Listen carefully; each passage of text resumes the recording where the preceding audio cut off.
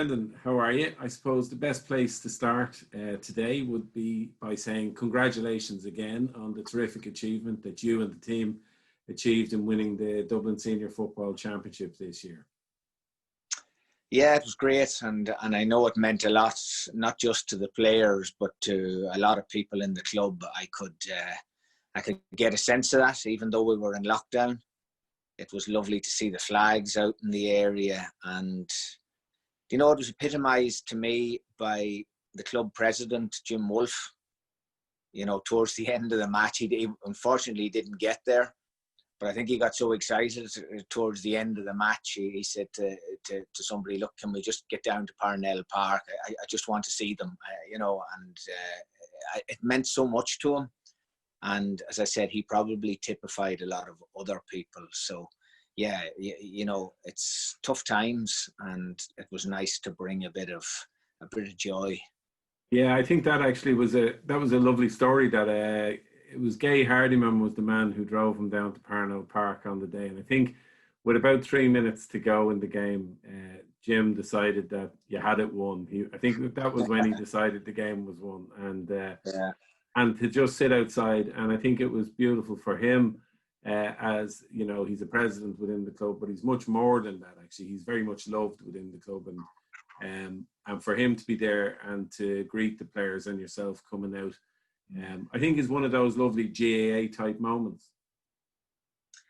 Yeah, I've been involved in a lot of different sports, and there's just nothing to match the GAA. There's nothing to match the community spirit and the sense of pride that people have in their club. You just don't get that so much in other sports. And it's where you can really see it is sometimes for family events. I know, look, the tragic one is a funeral, but if a member of a club dies, it's really, you can really see how a club can row in. Unfortunately, I've been at a couple of GAA funerals, and I mean everything from the stewarding, the car parking, the guards of honour.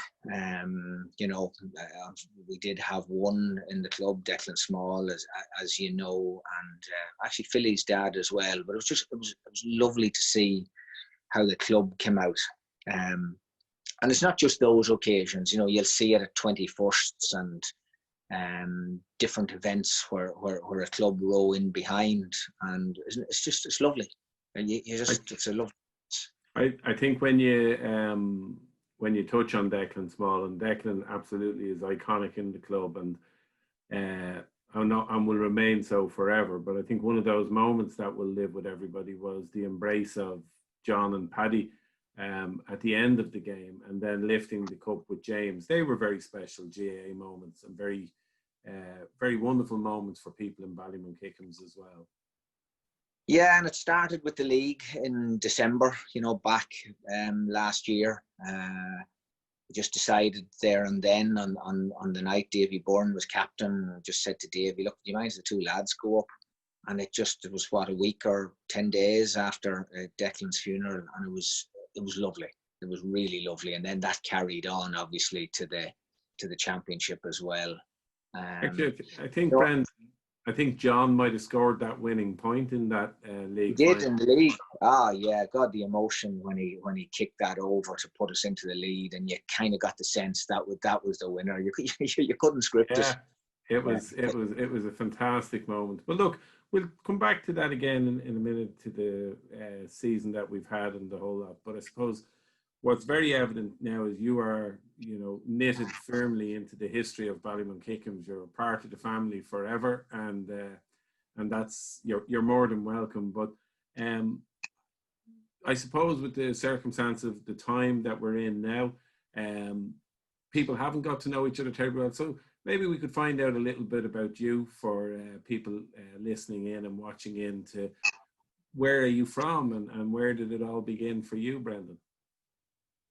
Well, you can probably detect the accent is still there. It's not a Dublin accent.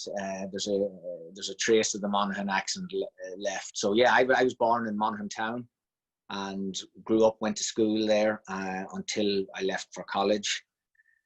And my introduction to football would have been twofold at school. St McCarthy's College in Monaghan, we would have played in Ulster colleges. And then my local club was Monaghan Harps. So I would have played with both up until the age of 18, until I went to college.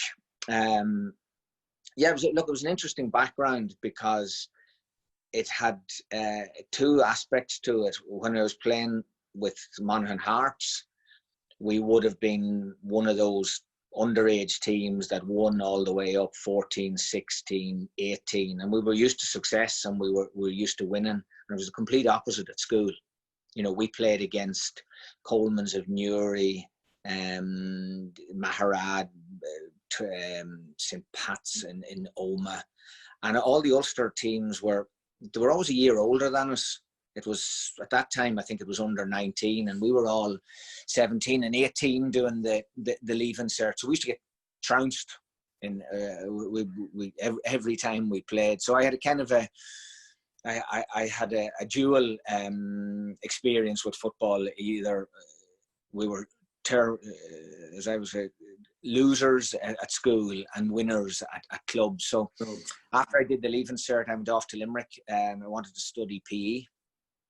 Actually, I wanted to study sport, and the only option at that time, back in the late 70s, was a PE degree. I mean, now you've got sports science and athletic training, sports management, sports therapy, but that was the only course in the country, and I was chuffed to get it.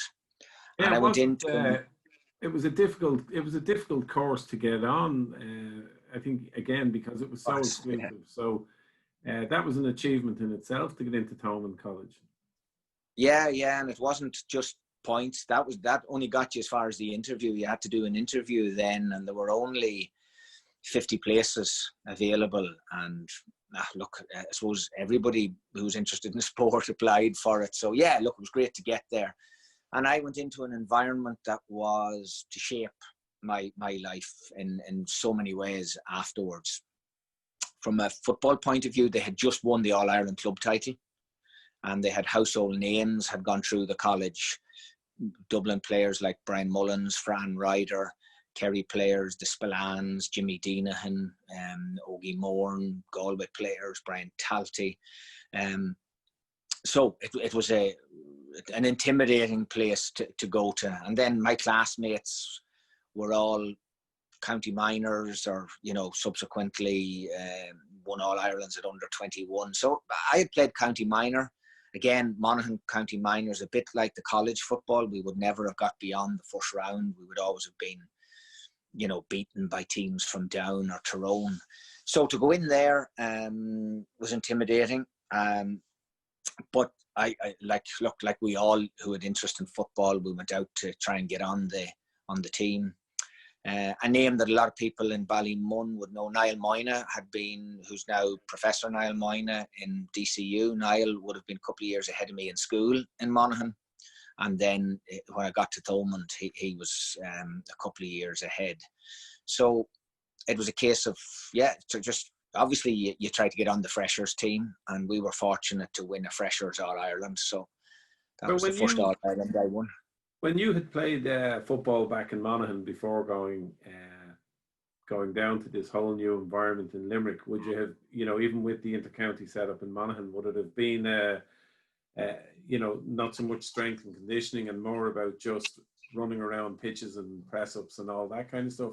Look, when you look at it compared to now, I mean, people nowadays, it's a bit like kids nowadays. If you showed them an old phone, or you told them that you didn't have a mobile phone when you were a kid, they just think it was strange. Well, if a footballer saw what training was like then, in Monaghan or anywhere else, I mean, literally, the warm-up was 2 footballs if you were an affluent club, otherwise 1 football.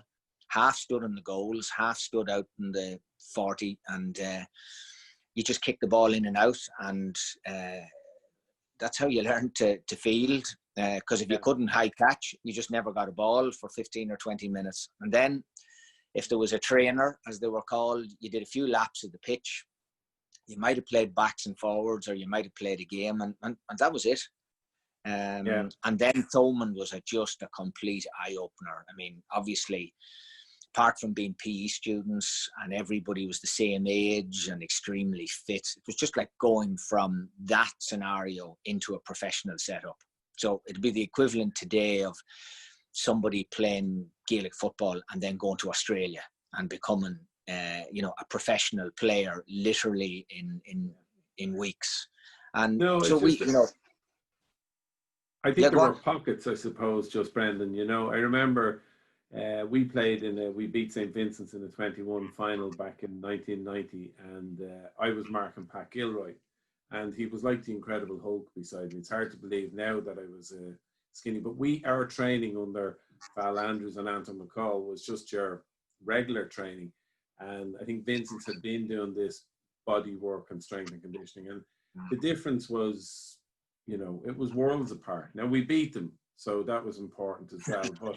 But the body conditioning was completely different. So I suppose going into that now and where you're at and what you're talking about with Niall Moynihan, it's a very different world. I mean, actually, just reading Bernard Brogan's book there, he was talking about that maybe not enough emphasis is given on Niall Moynihan and DCU for the success of Dublin football. You often hear they've all the money and they've all this, but he says actually the training regime and the science that was coming out of DCU was as important. Yeah, look, Niall would have been shaped by things in Thomond. We had a really avant-garde coach that was, way ahead of anything that was going on. And interestingly enough, I would say the first intrusion of sports science into Gaelic games came from graduates of Thomond. They began to become the trainers and coaches of county teams. So Monaghan actually won their first title in years and years in '79. They won an Ulster title, trained by a Thomond graduate. Fran Ryder then became involved as the coach with Heffernan. Tom Darcy, that Offaly team that halted the Kerry 5 in a row, they don't get the credit. A lot of people think of Eugene McGee and Heffernan, but all of those teams, even Sean Boylan, when he started with Meath, had a PE graduate, Kevin Houlihan. The Cork teams that won the All-Ireland in the late 90s would have had PE graduates, so that's actually that's incredible when you start listing all those highly successful managers and the anonymous support that they have in the background. They're names that nobody is familiar with. Yeah. And so Niall would have got involved with Monaghan when he graduated. I got involved, I actually started coaching down there by accident, really. I mean, I as I said to you, like everybody else, it was an achievement to get on the Thomond team. We won a Limerick championship in my first year, got as far as a Munster club semi-final. And then second year, I went home that summer and started to coach an under-14 team. So I was 19, and that was my first coaching job. And it was literally a man in the club said, "Look, would you give me a hand?" He was a teacher, and as luck would have it for me, something happened that he couldn't make. We got to a county final, and he couldn't make it. So effectively, I was the manager. These guys were 14, I was 19, and they won, and I got a huge thrill out of that. So I went back in second year and started to coach. We used to get jobs. The PE students used to get jobs in, at that time, the campus was NIHE and Thomond. There were two colleges and they were side by side. So we used to get jobs coaching NIHE teams. Just like NIHE Dublin subsequently became DCU. Thomond and NIHE Limerick subsequently became University of Limerick. So and so I coached throughout my second year, and then at the start of third year, the lecturers who had taken the team came in and said, "Look, we want a break. We're not going to coach or get involved anymore." And we all kind of looked at each other and said, "Right, what are we going to do now?" And somebody said, "Here, Hackett, you're training NIHE. You take us for a couple of weeks until we get somebody." And So these were my classmates, and I just figured, well, I'm not good enough to be a player coach or a player manager. So I kind of stepped back for a few weeks, and we won the next match, and we won the next match, and suddenly we were in a higher education league final. We won that. We won the Trench Cup, and the rest is history. I kind of never went back playing. How did you find, Brendan, in that regard then, stepping back from the football? Did you get as much enjoyment out of being on the sideline and playing the coaching role and the management role? Oh, more. And I know some people say when they get involved in coaching, it never replaces playing. I got a huge buzz out of it. I mean, it was a challenge. Every session I went out to, I had to be absolutely on the ball because, as I said to you, these were my classmates, and I had to take a step back from them, but I had to really plan everything. It was a huge challenge. It wasn't, as a footballer, you just go out and you do what you do. And then the success made it even more enjoyable. And then obviously that period, it was like having, if you could call it that, the nearest thing to a professional team. Like, we were all the same age. We were all fit. We were all studying, for want of a better word, sports science. So we were all clued in. And, we used to train at 7 a.m, which was completely unheard of at the time. And we'd go to play these other colleges like UCG and UCC and UCD. And we were doing things like a group warm-up beforehand. I mean, this was like space stuff. Because, as I said, everybody kicked the ball in and out. And we used to do these elaborate warm-ups, and the rest of the colleges used to just laugh at us. They used to go, there's the PE students, they're mad. Yeah. When I left the college, then I came to Leixlip. I got a job in Leixlip. It was 83 when I graduated. It was a recession. There were very few jobs. I got a job in a community centre, managing a community leisure centre, and a few hours in the local school teaching PE. And somebody from League, I was going to start playing again, and somebody had told the club in Leixlip, you should get your man involved in the training. And they came to me, and I kind of reluctantly said yes. They were an intermediate Division 2 team. Yeah. And so I went from this, and I said, look, the only way I'm going to get involved, and I think about the arrogance of it. I was 22. I said, if I'm going to coach the team, I want to manage the team. I'm only used to doing the two. And so you're in charge. They reluctantly agreed. And so to me, it was the same, managing, coaching, one voice, and one person used to do everything in those days. Was and that then County or St Mary's in Leixlip? Or St Mary's, yeah. Yeah. But like, it was a culture shock. I came from, as I said to you, 7 o'clock in the morning training, 30 lads out, everything. We had a ball. I will tell you, Brendan, when we were training for that 21 final, Val Andrews and Anton McCall had us training at 7 o'clock in the morning before school in Poppentry Park as well. But I think that might have had more to do with them coming home from wherever they'd been the night before to meet us. So I'm going to maybe just jump back towards, actually I did want to ask you before, who was the avant-garde coach that you said was ahead of his time back in home in June? A man called Dave Weldrick, who passed away last year. He would have been the person behind that All-Ireland club title. Never really got involved with county teams. As I said, once he got that, he did a lot of coaching courses.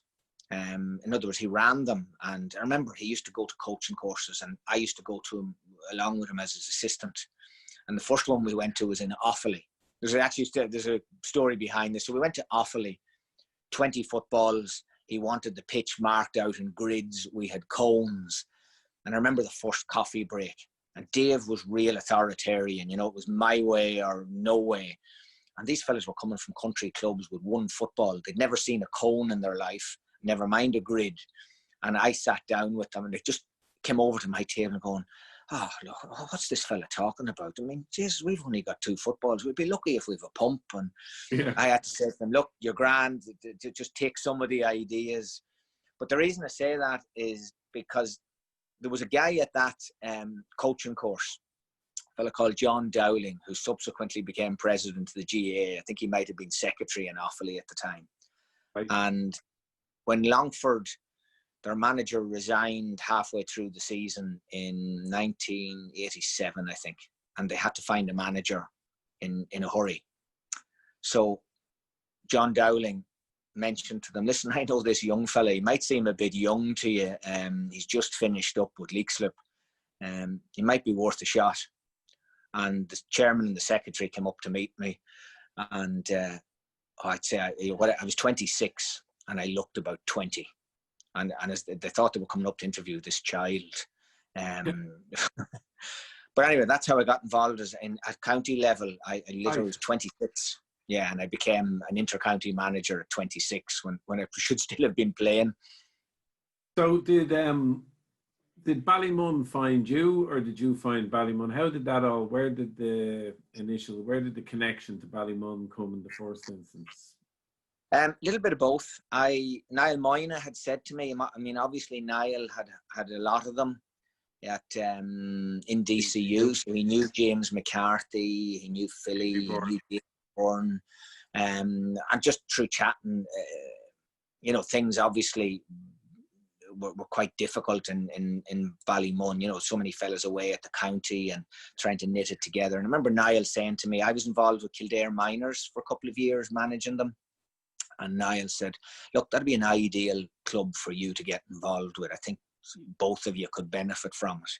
And so there was a little bit, I said to Niall, well, look, if the job ever comes up, let them know.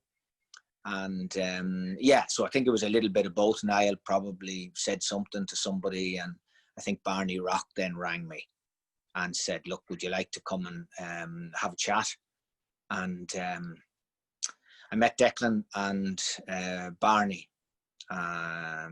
in Declan's sitting room, and we spoke. I suppose for me, I was surprised in a way. When you're an outsider looking at Ballymun, you have a perception that it's a really, really big club. And I was just surprised how humble Declan was and how humble he was about the club. He would have been saying things now, look, we haven't got a whole lot here. Don't be coming with any big ideas, and you better not be coming with loads of personnel behind you. We're a very simple club. We've got one pitch. The all-weather's not so good. I don't think you'll be able to, because I would have just seen Ballymun from driving to the airport and thought, big set of floodlights, must be a fantastic setup in there. And so, in fairness to Declan, he really downplayed it. And he said, yeah, look, I think we might be a fit here. And well, it's nice. It's nice to make that connection, Brendan. Again, obviously Barney, but Declan too, having a hand, because he's had his finger in so many things in relation to the resurgence of Ballymun Kickham's.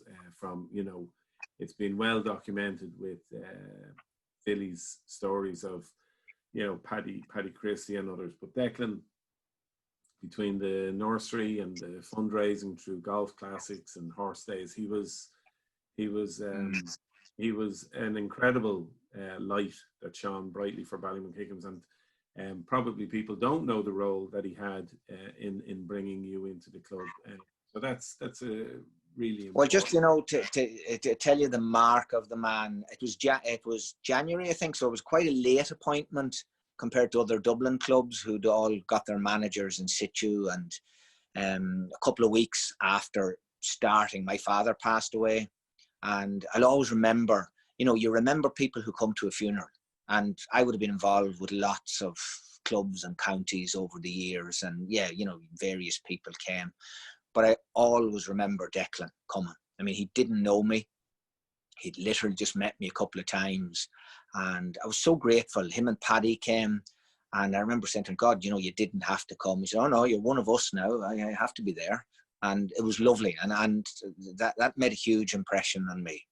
Yeah, and like Declan there's so many, without going again off the direct path that we're here, but before Declan there was Tom O'Donoghue, and before Tom O'Donoghue was chairman there was Sean Andrews, and Sean would have been Fiach Andrews' uncle, Val's brother, and So seeing Fiach score 4 points, and play with that freedom and abandon and show us, what he had in the final.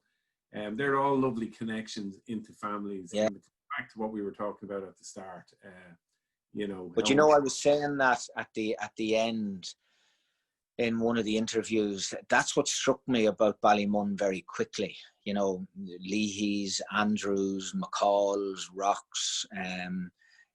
There was a huge family element to it, which was lovely. They weren't, again, as an outsider, you think all these big names, there might be an arrogance about Ballymun because of the players that they've had. But there was a humility about Ballymun that impressed me from day one, even after that meeting with Declan. Even the first night I met the players, and the county players were there.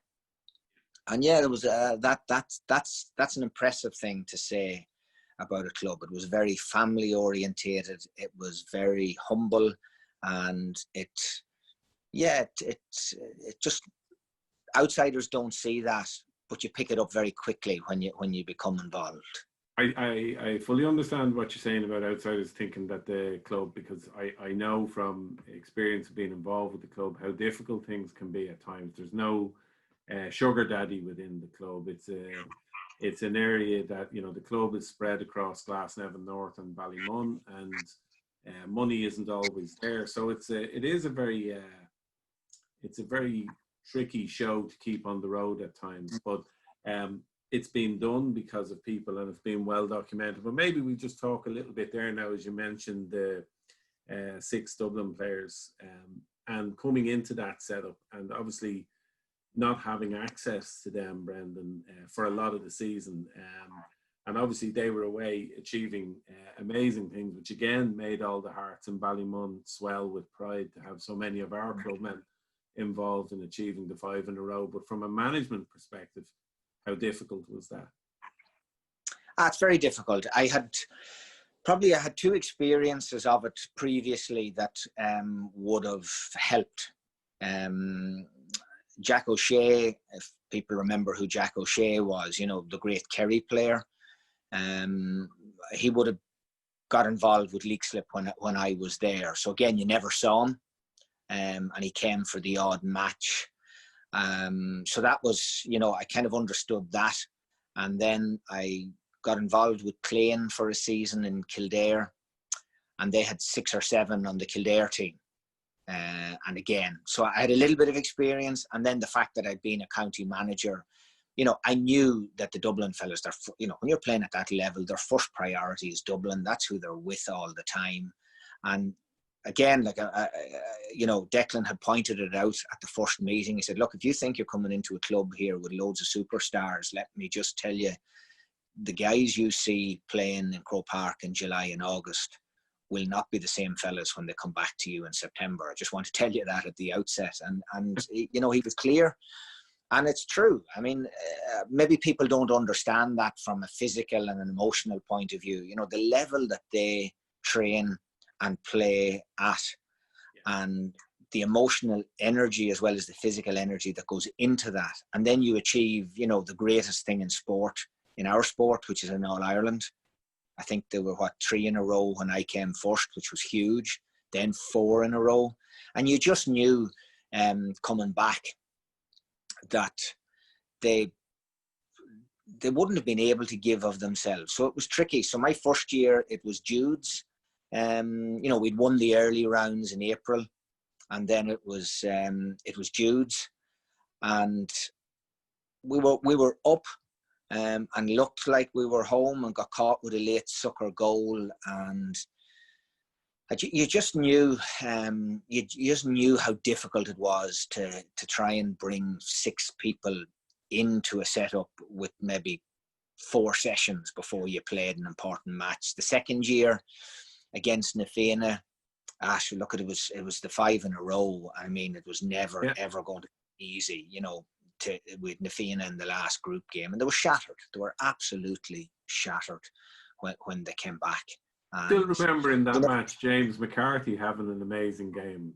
Believe it. I always remember in that game, just coming out, James McCarthy was head and shoulders above everybody else. So despite the fact we were well beaten by Nafina that night, but James actually did have a terrific Yeah, well, game. I wouldn't have said well beaten. I mean, I sat down with them afterwards and said, you know, like Anytime you're beaten by Nafina, Brendan, you're well beaten. You know what to say. It's hard. I just thought, you know, on the day, we were absolutely way below par, and still it was only a couple of points. So I remember sitting down and saying, look, we all know the difficulties. We all have our excuses. But as far as I'm concerned, you cannot just keep crying over this. So we've two choices now. We either go off and cry and feel sorry for ourselves, or let's win this league. We'd got ourselves into the position in my second year that we were in the last four, and would look like we were heading for the qualifications, and said, look, really, it's going to be very difficult to win a championship if you can't win a league. That's where you make your you know, we'd won the DePaul Cup, which meant nothing in the first year. Second year, we said, right, we go for the league. And in fairness to the players, they were brilliant. They then, you know, they licked their wounds. Following week, they were back, and we kept it going through September, October. Took ages then for the other games to sort themselves out. We trained into November, still kept it going. And, you know, we won that league. And the joy that night, and the sense of achievement, and I could see it in the county players, and particularly, as we said earlier, the smalls lifting the cup. There was just something that night that turned the corner, where the younger fellas who'd been used to success got it again. You know, the older fellas hadn't got it for a while and got the taste of it again. And I knew heading into this year that, even apart from COVID, you know, I sat down with some of the county players and said, look, you know, you've got your 5 in a row now. You know, you've made history. You've climbed Everest. Yeah. Maybe it's time that we try and just do something for the club here. There's a lot at stake. You know, this club could either go either way in the next couple of years. It really needs a win. And so they were on board. You know, irrespective of COVID, they would have been on board to a greater... Yeah, I think, Brendan, again, just because we refer to it, that on board really came to the fore.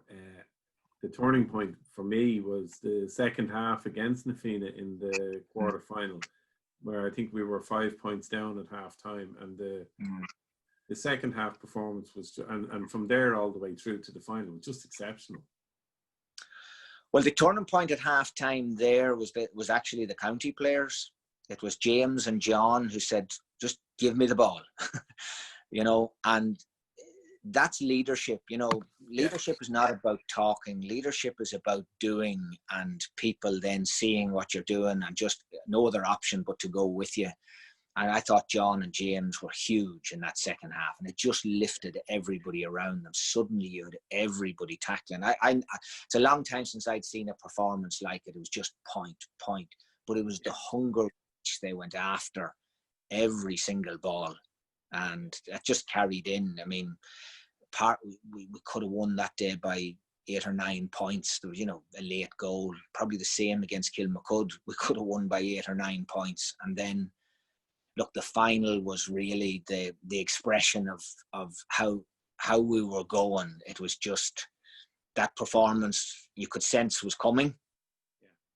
From what you saw against Nafina and then what you saw against Kilmacud, you kind of sensed this is, well, we did internally. We kind of sensed there's a big one coming.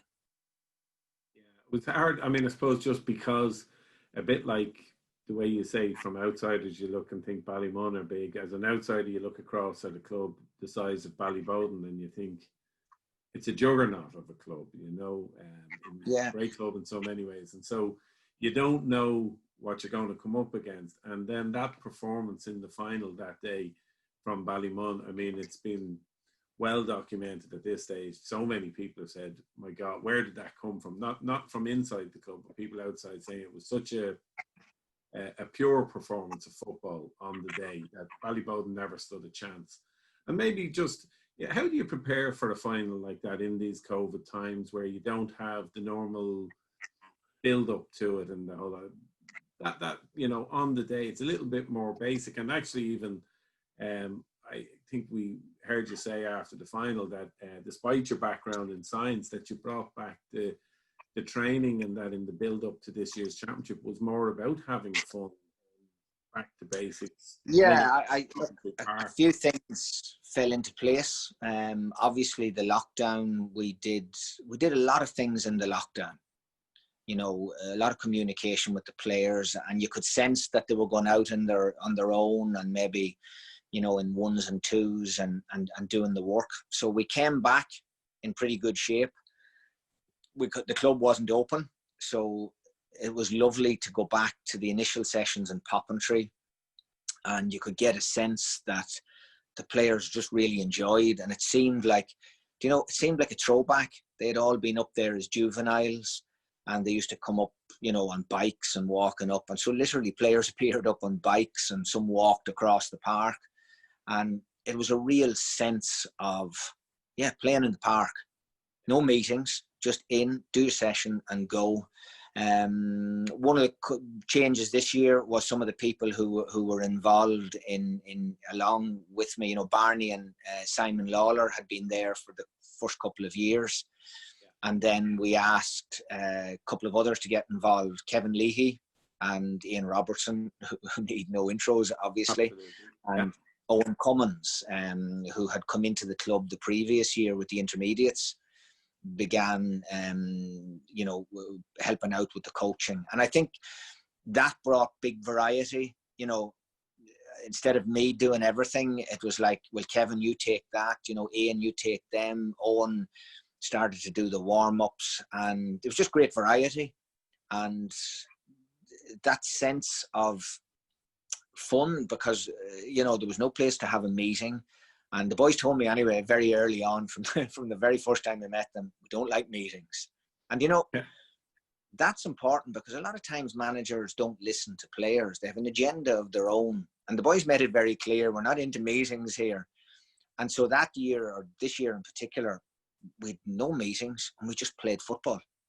And as I said, as we began to knit together, and, you know, the county players were at every session, they began to influence the rest of the lads. You know, we might train at 7 o'clock, and fellas would think, well, I get up at 6:30. But when they get up at 6:30, Dean would already be working with Evan, and James would be warming up, and Sean Small. And I remember one of the fellas saying one day, well, I'm going to be first. I'll be up there at 6:15. And I'll definitely say, you know, one of the lads, and he came up at 6:15, and the lads were still there. And so that had a big influence. You know, fellas saw the standard, and we just began to enjoy the sessions and play football. And you see, we had the work done during the fitness work done. And so there was no hard sessions in terms of just no night where you were running all night without the ball. The ball was there every night, and there were games every night. And then when we needed to bring a few fellas in for 15-a-side games, it was great to be able to go down and get the likes of Dean Robinson and young Robbie Bulger and Ryan Murphy, Cian Fagan from the intermediates. You know, there was a real sense of club about it. And then all we needed to do was, look, we got a nice draw, let's be honest. You know, we felt our way in with Skerries and Lusk, who were probably more afraid of us than probably it was nice that match was on in Park Kickham though as well. The first match, albeit that it was with 200 supporters between both clubs, it was still nice that it began on the new pitch in Park Kickham. Yeah. And so then you get the way we spoke about it was 6 games, 3 group games, quarter-final, semi. So let's take them a game at a time. And that's a cliche, but we just literally did. And one rolled into the next. Then we got the draw against Nafina, which was brilliant, because that was, we've something to play for here now. We've revenge in mind, and we really need to show these people we weren't at our best last year. So there was now, the emphasis was twofold. It was always on, let's show these teams what Ballymun is really about. Let's play great football. And the second thing was, let's play without fear. I think football has got very, yes, very safe and very fearful. You know, it's almost like don't lose the ball at any cost and be ultra cautious. And we just went, well, you know, let's, you know, Paddy, take fellas on. Dean, just, you know, fake. Dylan, all Mini, these fellas.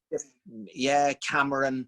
Carl Keeley You coming know, up the wing, all these guys. Absolutely, it was, you were yeah, playing and we without just fear. started to play without fear or consequence. So what if you're pulled up for over carrying? Let's play attacking football. We went out in every game to get a minimum of 16 scores, and one of them had to be a goal. And it was to keep the opposition to 14 or less. And like we scored 16 plus in every game. I think bar the late goals in one or two of the quarter and the semi, we would have kept every team and 14. So yeah, it was months in the build-up, and the county final was just a representation of all the work that had been going on. Well, you know, probably that's a good place to finish for today, because don't want the. You've said people in Ballymun don't like meetings. Well, they probably won't like staying online for too long. But the conversation, I've really enjoyed talking to you today, Brendan. And I suppose to finish again by saying, you know, thanks so much for what you brought to the club, because you mentioned great club names there with Simon Lawler and Ian Robertson and Leahy's, and, you know, but you brought it all together, and we're back as champions of Dublin. So on behalf, I suppose, of, you know, everybody in the club watching this, thanks for what you have done for us so far, and hopefully more to come. Hopefully. Yeah, no doubt. Thank you. Thank you.